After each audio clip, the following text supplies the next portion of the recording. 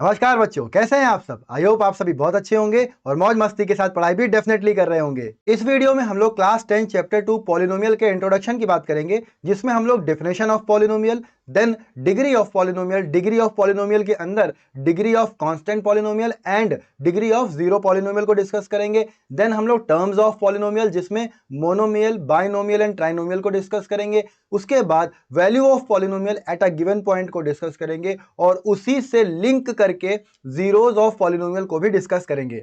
जिन बच्चों ने class 9th में पॉलिनोमियल चैप्टर बहुत अच्छे से पढ़ा है, उनको डेफिनेशंस याद हैं, उनके लिए ये वीडियो रिवीजन की तरह काम करेगी। और जिन बच्चों ने क्लास 9th में पॉलिनोमियल चैप्टर सीरियसली नहीं पढ़ा या जो बच्चे चैप्टर पढ़ने के बाद भी उसे भूल गए हैं, ये वीडियो उनके लिए तो जड़ी बूटी की तरह काम करेगी। बिल्कुल सही, जड़ी बूटी की तरह ही काम करेगी। तो अगर ये वीडियो आपको काम की लगती है तो देर किस बात की है, कॉपी पेन उठाइए, फोकस बनाइए और आ जाइए। मिलते हैं म्यूजिक के दूसरी तरफ।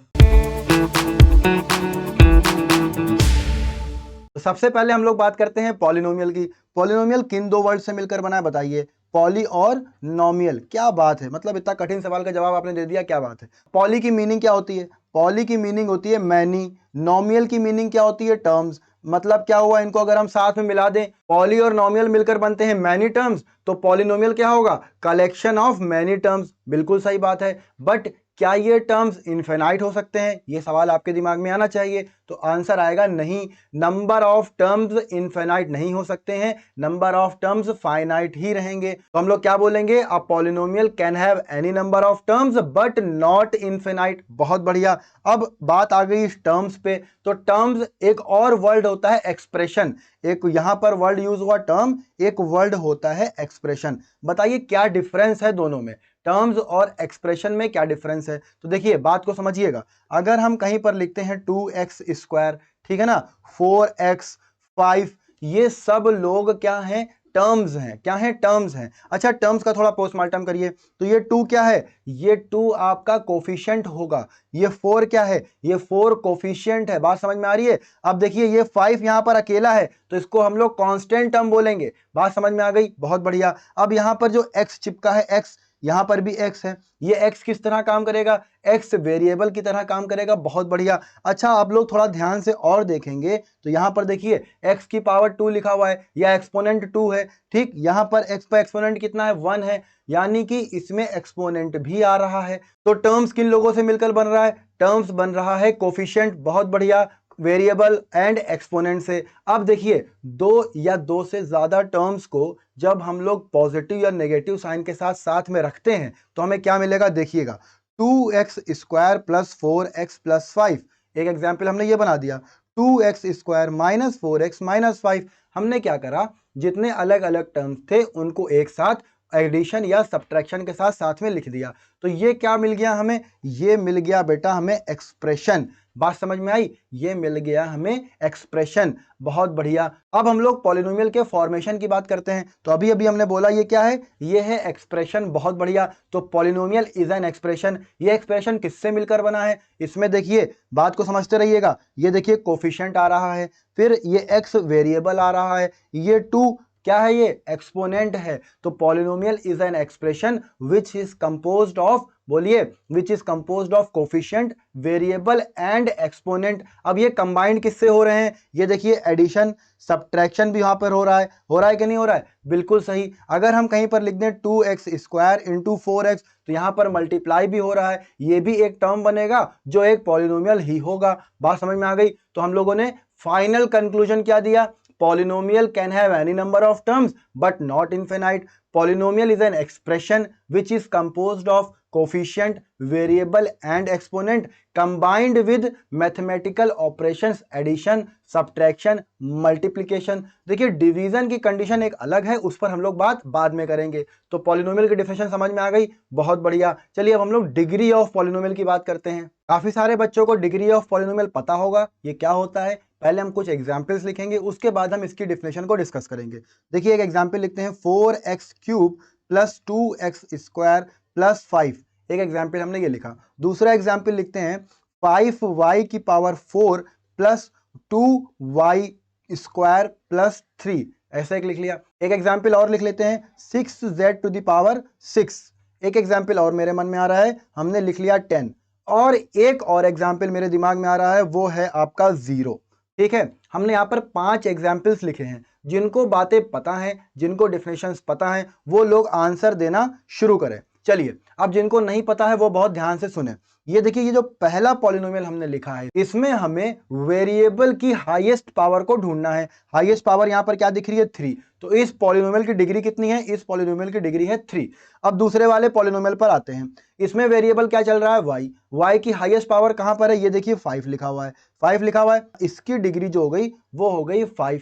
बहुत बढ़िया। यहां पर कितने टर्म्स हैं? एक ही टर्म है। यहां पर वेरिएबल क्या है? z है। z की पावर कितनी दिख रही है? 6। तो इसकी डिग्री कितनी हो गई? 6। बहुत बढ़िया।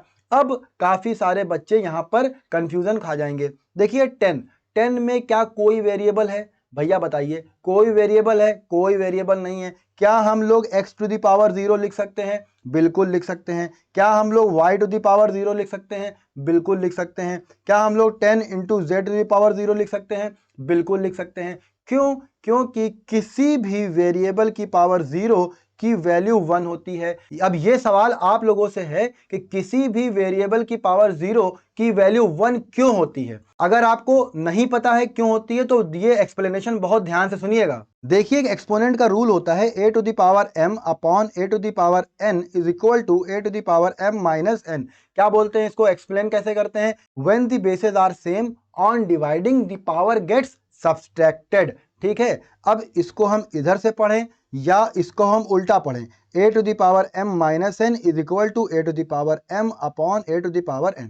ये बात समझ में आ रही है? भाई दोनों इक्वल है तो हम किसी भी साइड से पढ़ें, बात तो वही है। बिल्कुल सही बात है। अब देखिए, x टू द पावर 0 लिखा है मान लेते हैं। ठीक है, या y की पावर आप 0 ले सकते हैं, या आप z की पावर 0 ले सकते हैं। आपको जो मर्जी हो उसकी पावर 0 ले सकते हैं। अब एक बात और बताइए, कौन से दो नंबर्स को हम सब्ट्रैक्ट करें कि वैल्यू 0 ही आए? कोई बता पाएगा? बिल्कुल सही बात है, किसी भी नंबर को उसी नंबर से सब्ट्रैक्ट करेंगे तो वैल्यू 0 आएगी। बात समझ में आ गई? बहुत बढ़िया। देखिए, इसको हम लिख सकते हैं x to the power 1 minus 1, ये भी 0 होगा। बात समझ में आ रही है कि नहीं आ रही है? x to the power 1 minus 1, हम इसको ऐसे भी लिख सकते हैं x to the power 5 minus 5, हम इसको ऐसे भी लिख सकते हैं x to the power 100 minus 100। ये सारी ही वैल्यू सही हैं, क्योंकि सबको सब्ट्रैक्ट करने पर वैल्यू क्या आएगी? वैल्यू 0 ही आएगी। अब देखिए, यहां पर जो वैल्यू है, यहां पर x to the power 1 minus 1 है। अब हम इसको कंपेयर करते हैं। देखिए, 1 को हम m ले लें और दूसरे वाले को n ले लें और ये वाला एक्सपोनेंट का रूल लगा दें। बात समझ में आ गई? बिल्कुल सही सर। तो यहां पर वैल्यू क्या मिलेगी? x to the power 1 upon x to the power 1। यहां पर देखिए क्या मिलेगा? x to the power 5 upon x to the power 5, और यहां पर x to the power 100 upon x to the power 100। अब क्या करना है बताइए? भैया न्यूमरेटर और डिनोमिनेटर सेम है, कैंसिल आउट कर दो, वैल्यू आएगी 1। बात समझ में आ गई? वैल्यू आ गई 1। बहुत बढ़िया। तो यहीं से हमारी वैल्यू 1 बनती है। इसका मतलब क्या हुआ? किसी भी वेरिएबल की पावर 0 है, किसी भी नंबर की पावर 0 है, उसकी वैल्यू 1 ही आएगी। और कॉन्सेप्ट हमने आपको समझा दिया, अब कभी ना भूलिएगा। तो देखिए, हमने लिखा था यहां पर, क्वेश्चन था 10, ओनली 10 था, तो हमने 10 into x to the power 0 भी लिख लिया, 10 into y to the power 0 भी लिख लिया, 10 into z to the power 0 भी लिख सकते हैं। अब यहां पर डिग्री बताइए आप लोग कितनी है? तो बहुत बढ़िया, यहां पर जो डिग्री है वो है 0। बात समझ में आ गई? क्योंकि वेरिएबल की हाईएस्ट पावर यहां पर 0 है। बात समझ में आ रही है? और ऐसे पॉलिनोमियल जिनकी डिग्री 0 होती है वो एक तरह से कांस्टेंट पॉलिनोमियल भी होते हैं। क्या है भैया? ये कांस्टेंट पॉलिनोमियल। क्यों? क्योंकि इसमें सिर्फ एक कांस्टेंट वैल्यू ही मिलती है। अब आते हैं 0 पे। ये भी एक अच्छा क्वेश्चन है। देखिए, 0 की बात करें, सिर्फ 0 लिखा है, तो 0 को किसी भी नंबर से मल्टीप्लाई करें, किसी भी वेरिएबल से मल्टीप्लाई करें, तो वैल्यू भैया 0 ही आएगी। बात समझ में आ रही है? बिल्कुल सही आ रही है। देखिए, 0 लिखा है ये, ठीक। इसको हम कितनी तरह से लिख सकते हैं ये समझिएगा बात को, तभी आप लोग कॉन्सेप्ट को पकड़ पाएंगे। 0 into x to the power 2, 0 into y to the power 10, 0 into z to the power 100। आप कुछ भी लिख लीजिए जो आपकी मर्जी हो। अब मगर रिजल्ट तो सबका क्या आएगा? रिजल्ट सबका 0 ही आएगा। अब थोड़ा इसका कंक्लूजन निकालते हैं। तो हमने देखा कि जीरो में हम किसी भी वेरिएबल से मल्टीप्लाई करें, उसकी पावर हम कुछ भी लें, रिजल्ट जीरो ही आएगा। और डिग्री क्या होती है? डिग्री होती है power of the variable, highest power of the variable. तो यहां पर तो बड़ा कंफ्यूजन है कि सर जीरो लें या 10 लें या 100 लें, या यहां पर तो इनफाइनाइट केस बन सकते हैं जिसमें डिग्री अलग अलग होगी लेकिन वैल्यू सबकी जीरो होगी। तो यहां पर क्योंकि हम क्लियरली नहीं बता पाएंगे, इसलिए, बात समझ रहे हैं, इसलिए जीरो पॉलिनोमियल की डिग्री डिफाइन नहीं होती है। और जहां पर सिर्फ जीरो लिखा है, ये एक तरह का कांस्टेंट पॉलिनोमियल है जिसको हम लोग जीरो पॉलिनोमियल बोलते हैं, और जीरो पॉलिनोमियल की डिग्री डिफाइन नहीं होती है। एक बात और रह गई है, उसको भी हम लोग पढ़ लेते हैं। देखिए, हम एक एग्जाम्पल बनाते हैं, 2x to the power 5 plus 3x to the power 2, ये एक हमने पॉलिनोमियल बनाया, ठीक है। अब अगर हम इस पॉलिनोमियल को सपोज 1 अपॉन x से डिवाइड कर दें, ठीक है, देखते जाइएगा, तो हमें वैल्यू क्या मिलेगी? हमें वैल्यू मिलेगी 2x to the power 5 upon x plus 3x square upon x। अब वही एक्सपोनेंट का रूल लगेगा, when the bases are same on dividing the power gets subtracted, वहां से डायरेक्ट रिजल्ट आएगा, यहां पर वैल्यू 4 मिलेगी और यहां पर वैल्यू 1 मिलेगी। यहां पर आ गया 2x to the power 4 plus 3x। But जब हम लोग इसी पॉलिनोमियल को x टू द पावर 3 से डिवाइड करते हैं, तो देखिए हमें क्या मिलेगा, 2x to the power 5 plus 3x square, इसको हमें डिवाइड करना है 1 अपॉन एक्स क्यूब से। अब देखिए हमें रिजल्ट क्या मिलेगा, 2x की power 5 upon x to the power 3 plus 3x square upon x की पावर 3। यहां से फिर से वही एक्सपोनेंट का रूल और पावर सब्सट्रैक्ट हो जाएंगी, हमें क्या मिलेगा, 2x square plus 3x to the power -1। अब यहां पर जो ये पावर -1 आ रही है ना, ये सारा गेम खराब कर रही है। कहीं कहीं पर आपको ये भी लिखा मिलेगा अंडर रूट एक्स, है ना, 2 under root x plus x square. तो यहां पर देखिए पावर क्या चल रही है एक्स की, यहां पर पावर चल रही है 1 अपॉन 2। क्यों? क्योंकि रूट की वैल्यू पावर 1 अपॉन 2 होती है। बहुत बढ़िया। यहां पर हमें कंक्लूजन ये निकालना है कि जो वेरिएबल की पावर है ना, वो हमेशा होल नंबर हो सकती है। होल नंबर का मतलब क्या है? वो 0 हो सकती है, 1 हो सकती है, 2 हो सकती है, इसके अलावा और कुछ नहीं हो सकती है। भैया ये 1 अपॉन 2 क्या है? ये तो रेशनल नंबर है, रेशनल नंबर की पावर अलाउ नहीं है। ये -1 क्या है? ये तो इंटीजर है, इंटीजर भी अलाउ नहीं है। तो हम लोगों ने क्या क्या बातें पढ़ी डिग्री ऑफ पॉलिनोमियल में? हाईएस्ट पावर जो होती है वही आपकी डिग्री होती है, पहला पॉइंट। फिर हमने क्या पढ़ा? हमने कहा पावर जो होगी वो सिर्फ होल नंबर हो सकती है, बहुत बढ़िया। फिर हमने क्या कहा? हमने कहा कांस्टेंट पॉलिनोमियल जो होगा, कांस्टेंट पॉलिनोमियल, उसकी डिग्री कितनी होगी? उसकी डिग्री सर 0 होगी। फॉर एग्जांपल 2 एक कांस्टेंट पॉलिनोमियल है, इसकी डिग्री 0 होगी। क्यों होगी? 2x की पावर 0 लिख सकते हैं और 0 इसकी डिग्री बन जाएगी। फिर एक पॉइंट और हमने डिस्कस करा, वो क्या था? एक कांस्टेंट पॉलिनोमियल होता है जिसको हम लोग जीरो पॉलिनोमियल बोलते हैं। क्या बोलते हैं? जीरो पॉलिनोमियल, और इसकी डिग्री डिफाइन नहीं होती है। ठीक है, इतनी बातें हम लोगों ने पढ़ी। अब हम लोग क्या बात करेंगे? हम लोग बात करेंगे टर्म्स ऑफ ए पॉलिनोमियल की। तो चलिए टर्म्स ऑफ पॉलिनोमियल को डिस्कस करते हैं। टर्म्स पर हम लोग हल्की हल्की बात कर चुके हैं, चलिए थोड़ी और बात इस पर कर लेते हैं। एग्जाम्पल बनाते हैं, 2x square plus 5x plus 2, एक एग्जाम्पल हमने ये लिखा। दूसरा लिखते हैं 2x to the power 4 minus 5x। एक और एग्जाम्पल लिख लेते हैं 5x क्यूब। ठीक है, अब देखिए अगर हम लोग इसको ध्यान से देखें तो ये सभी टर्म्स हैं, बिल्कुल सही बात है। ये आपस में सेपरेट कैसे हैं? एडिशन और सब्ट्रैक्शन के साइन से सेपरेट हैं। तो इसकी डेफिनेशन अगर बनानी हो या एक्सप्लेन करना हो तो कैसे कर सकते हैं? जो बातें हमें दिख रही हैं उन सबको मिला के लैंग्वेज में बोलने की कोशिश करते हैं। तो terms of the polynomials are the parts of the algebraic expression. बात समझ में आ रही है? Parts of the algebraic expression which are separated by positive और नेगेटिव साइंस। तो भैया जो हमने बोला उसी को लैंग्वेज में एक्सप्लेन कर दिया। बात समझ में आ गई? बहुत बढ़िया। अब हमने 3 एग्जाम्पल अलग अलग क्यों लिखे हैं? आधे बच्चों को पता होंगे, जिनको नहीं पता है ध्यान से सुन लो। इसमें कितने टर्म्स हैं? सर सिर्फ एक ही टर्म है। एक टर्म वाले को क्या बोलते हैं? मोनोमियल बोलते हैं। बहुत बढ़िया। दूसरे एग्जाम्पल पर आ जाओ। दूसरे एग्जाम्पल में कितने टर्म है? सर 2 टर्म है। 2 टर्म वाले को क्या बोलते हैं? बोलिए। 2 टर्म वाले को बोलते हैं बाइनोमियल। बहुत बढ़िया। 3 टर्म वाले को क्या बोलते हैं? 3 टर्म वाले को बोलते हैं ट्राइनोमियल। तो इतने आसान आसान से नाम हैं, आपने पहले सुने भी होंगे। कैसे याद किया जाए इनको? मोनो का मतलब होता है एक, ठीक, बाई का मतलब 2, ट्राई का मतलब 3। इसी के आगे नोमियल चिपका दिया है, आपके टर्म्स के हिसाब से उनके नाम बन चुके हैं। बात समझ में आ गई? बहुत बढ़िया। चलिए अब हम लोग किस पर बात करेंगे? वैल्यू ऑफ पॉलिनोमियल पर बात करेंगे। जैसा कि आपको पता है कि हम लोग हर टॉपिक को एग्जाम्पल से समझते हैं, तो इसमें भी हम लोग कुछ एग्जाम्पल्स को लेट कर लेते हैं। पहला एग्जाम्पल ले लिया हमने एक्स स्क्वायर प्लस 4। एक और एग्जाम्पल लेट कर लेते हैं एक्स माइनस 5।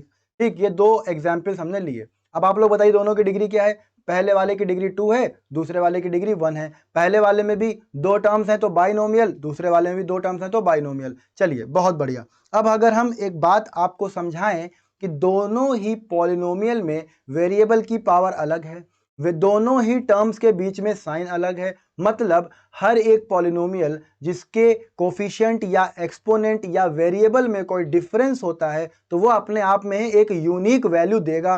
बात समझ में आ रही है? इसका मतलब ये हुआ इनके बीच में रिलेशन है जिसको हम लोग फंक्शन बोलते हैं। कौन सा वर्ड यूज होता है? फंक्शन वर्ड यूज होता है। अब देखिए हमने इसको एज अ पॉलिनोमियल px ले लिया, तो जो p है आपका p, ये p पॉलिनोमियल को रिप्रेजेंट कर रहा है, कहीं ना कहीं वो आपके फंक्शन को भी रिप्रेजेंट कर रहा है। मतलब जो टर्म्स के बीच में रिलेशन है और जो अलग अलग टर्म्स का नेचर है वो अपने आप में एक कैरेक्टरिस्टिक को रिप्रेजेंट कर रहा है, एक फंक्शन, एक वैल्यू, एक रिलेशनशिप को रिप्रेजेंट कर रहा है। तो यहां पर पॉलिनोमियल आपका इस वैल्यू को, इस रिलेशन को रिप्रेजेंट कर रहा है और x आपका वेरिएबल को रिप्रेजेंट कर रहा है। बात समझ में आ गई? तो इसलिए हम इसको यहां पर लिखेंगे qx, क्योंकि यहां पर रिलेशन बदल चुका है तो हमने फंक्शन यानी पॉलिनोमियल को भी बदल दिया। यहां पर हमने लिखा q और वेरिएबल सेम है इसलिए हमने x लिखा। बहुत बढ़िया। अब देखिए हमने आपसे कहा कि वैल्यू ऑफ पॉलिनोमियल निकालनी है, बिल्कुल सही बात है। वेरिएबल की डेफिनेशन क्या होती है?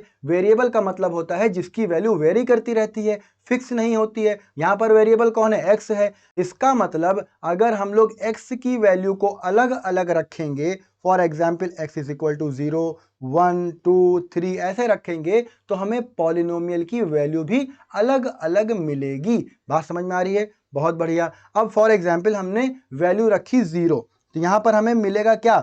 जहां जहां पर x है वहां वहां पर आप 0 चिपका दीजिए। तो ये देखिए 0 हो गया, यहां पर 0 to the power 2 plus 4, value क्या आएगी? वैल्यू आएगी 4। दूसरे वाले में देखिए भैया क्या आएगा? दूसरे वाले में जब हम 0 चिपकाएंगे तो हमें मिलेगा 0 माइनस 5 यानी -5। बात समझ में आ रही है? बहुत बढ़िया। एक और एग्जाम्पल 1 रख के देखते हैं। P1 की वैल्यू क्या है? जहां पर x है वहां पर क्या करना है? 1 रखना है, रख दीजिए। वैल्यू क्या मिलेगी? 5 मिलेगी। यहां पर बताइए दूसरे एग्जाम्पल में, यहां पर भी हम 1 चिपकाएंगे तो 1 माइनस 5, वैल्यू आएगी -4। तो हम देखते हैं कि पॉलिनोमियल में वेरिएबल की वैल्यू अलग अलग रखने पर पॉलिनोमियल की वैल्यू अलग अलग मिलती है। यही पॉलिनोमियल की जो वैल्यू है यही आपका value of polynomial at a given point कहलाता है। इसको पढ़ेंगे कैसे? The value of polynomial at 0 is 4। बात समझ में आ रही है? पहले वाले पॉलिनोमियल की बात हो रही है। दूसरे पॉइंट को कैसे पढ़ेंगे? The value of polynomial at 1 या the value of polynomial at x is equal to 1 is 5। बात समझ में आ गई? चलिए दूसरे वाले पॉलिनोमियल की बात करते हैं। The value of polynomial at x is equal to 0 is -5। बहुत बढ़िया। इसी तरह से लास्ट वाले को आप लोग बताइए। क्या बात है, सब लोग बहुत बढ़िया बोल रहे हैं। The value of polynomial at x is equal to 1 is -4। चलिए बहुत बढ़िया। अब यहां पर एक स्पेसिफिक केस बनेगा जब पॉलिनोमियल की वैल्यू क्या बन जाएगी? बताइए। जब पॉलिनोमियल की वैल्यू 0 बन जाएगी। चलिए हम लोग उसकी बात अब करते हैं जिस टॉपिक का नाम है जीरोज ऑफ अ पॉलिनोमियल। सबसे पहला काम क्या है? एग्जाम्पल बनाना है। चलिए बना लेते हैं। एक्स स्क्वायर -4, इस बार हमने -4 कर दिया है समझाने के लिए। दूसरा एग्जाम्पल x प्लस 5। ठीक है, बहुत बढ़िया। अब हमने इसको पॉलिनोमियल px ले लिया, इसको हमने पॉलिनोमियल qx ले लिया। कोई दिक्कत तो नहीं है? नहीं सर, कोई प्रॉब्लम नहीं। चलिए सबसे पहले हम लोग पहले वाले पॉलिनोमियल की बात करते हैं। यहां पर x की ऐसी कौन सी वैल्यू रखी जाए कि ये पॉलिनोमियल 0 बन जाए? वैसे तो हमें पता है अगर हम x की जगह पर 2 रखते हैं तो देखिए हमें क्या मिलेगा? हमें मिलेगा P2 is equal to 2 to the power 2 -4। तो P2 इज इक्वल टू 4 -4, दोनों कैंसिल आउट हो जाएंगे, मिलेगा क्या? 0 मिलेगा। समझ में आ रही है बात? तो यहां पर हम इसको कैसे पढ़ेंगे? The value of polynomial at x is equal to 2 is 0। अब हो क्या रहा है? पॉलिनोमियल बन चुका है 0। कहां पर? x इज इक्वल टू 2 पर। समझ में आ रही है बात? तो ये x इज इक्वल टू 2 मतलब वेरिएबल की वैल्यू 2, यही जीरो ऑफ पॉलिनोमियल है। मतलब वेरिएबल की ऐसी वैल्यू जिसको रखने पर पॉलिनोमियल 0 बन जाएगा, वही वैल्यू जीरोज ऑफ पॉलिनोमियल कहलाएगी। बात समझ में आ गई? चलिए दूसरे वाले की बात करते हैं। अब यहां पर हम बात ये करेंगे कि जीरो ऑफ पॉलिनोमियल अगर हमें नहीं पता है तो फाइंड कैसे किया जाए। बात समझ में आ रही है? तो फाइंड कैसे किया जाए बहुत ध्यान से समझिएगा। हमने लेट कर लिया, क्या लेट करा? At x is equal to a पर ये पॉलिनोमियल 0 बन जाता है। मतलब जो आपका a है ये 0 ऑफ द गिवन पॉलिनोमियल है। ठीक है भाई, तो अजम्पशन के हिसाब से जो QA है ये क्या होना चाहिए? भैया 0 होना चाहिए, क्योंकि x is equal to a पर पॉलिनोमियल 0 है तो QA इज इक्वल टू 0 होना चाहिए। QA क्या रिप्रेजेंट कर रहा है? The value of polynomial at a। तो value of polynomial at a कितनी होनी चाहिए? 0 होनी चाहिए। क्यों? क्योंकि ए तो 0 ऑफ द पॉलिनोमियल लेट किया है। बात समझ में आ रही है? इसीलिए लैंग्वेज को समझना भी जरूरी है। अब देखिए जहां जहां पर x है वहां वहां पर a चिपका दीजिए। तो जब हम a चिपकाएंगे तो हमें क्या मिलेगा? a प्लस 5 मिलेगा। इसकी वैल्यू किसके इक्वल है? सर 0 के इक्वल है। तो a की वैल्यू कितनी आएगी? -5 आएगी। बहुत बढ़िया। तो यहां से हमने फाइंड कर लिया कि अगर हम x की जगह पर -5 रखते हैं तो ये पॉलिनोमियल जो QX है ये क्या बन जाएगा? ये 0 बन जाएगा। बात समझ में आ गई? तो x यानी वेरिएबल की ऐसी वैल्यूज जहां पर पॉलिनोमियल 0 हो जाता है वो जीरोज ऑफ पॉलिनोमियल कहलाता है। ठीक है, एक एग्जाम्पल से और इसको समझते हैं। एक पॉलिनोमियल लेट कर लेते हैं py is equal to y cube minus 8। Degree कितनी है इसकी? 3 है। कितने टर्म्स हैं? 2। तो क्या होगा? ये बाइनोमियल होगा। बहुत बढ़िया। अब इसका हमें फाइंड करना है 0। हमने क्या लेट किया? लेट क्या किया? At y is equal to a पर ये जो पॉलिनोमियल है ये बन जाता है 0। ये 0 बन जाएगा। इसका मतलब क्या है? PA इज इक्वल टू 0 हो जाता है। तो जहां जहां पर y है वहां वहां पर क्या चिपकाना पड़ेगा? सर a चिपकाना पड़ेगा। तो चिपका दो भैया।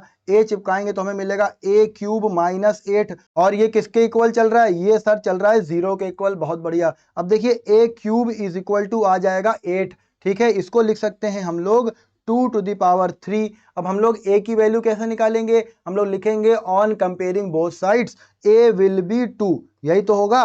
बिल्कुल सही बात है। तो ये 2 वो वैल्यू है जहां पर हमारा गिवन पॉलिनोमियल 0 हो जाएगा। यही आपका जीरोज ऑफ पॉलिनोमियल होता है। इसको कैसे पढ़ेंगे? अगर हम कहीं पर लिखते हैं p2 इज इक्वल टू 0, इसका मतलब है the value of the polynomial at 2 is 0।